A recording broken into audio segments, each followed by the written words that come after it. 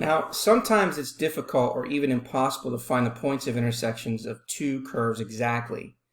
In this next example, we can use a graphing calculator or a Desmos or a computer to find approximate values for the intersection points as our boundary points and then proceed as we did before. Now, in example 3, we want to find the approximate area of the region bounded by the curves y is equal to x divided by the square root of x squared plus 1, and y is equal to x to the fourth minus x. Now, if we were to try to find the exact intersection points by solving this equation here, it would be very difficult to solve, and in fact, it's even impossible. So instead, we would use a graphing device to draw the graphs of the two curves as shown in figure 7.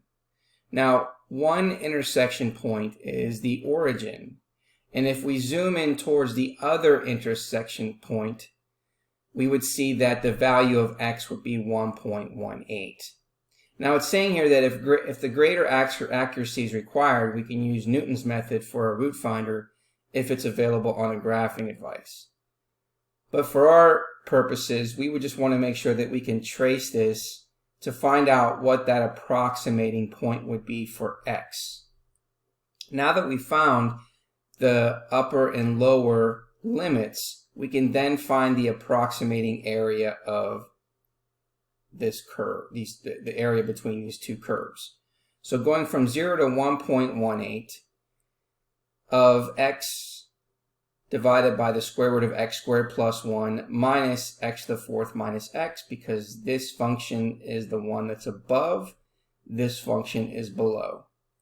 Now, to integrate this first term, x over the square root of x squared plus 1, we're going to use the substitution where u is equal to x squared plus 1, and therefore du would equal 2x dx. And by substituting the values for x into our u, we would get, putting in x into 1.18, we would get u is approximately 2.39. So for this first integration here, we're going to be using the upper and lower limits now of 1 and 2.39. And in order to be able to find those values of 1 and 2.39, you're substituting the value of x is equal to 0 and 1.18 into what you've created u to be. So now we end up getting the lower limit of 1 and 2.39. And then we're factoring out the 1/2, and it's du over the square root of u, minus the upper and lower limits are going to stay the same because you're not doing a u substitution for x to the fourth minus x.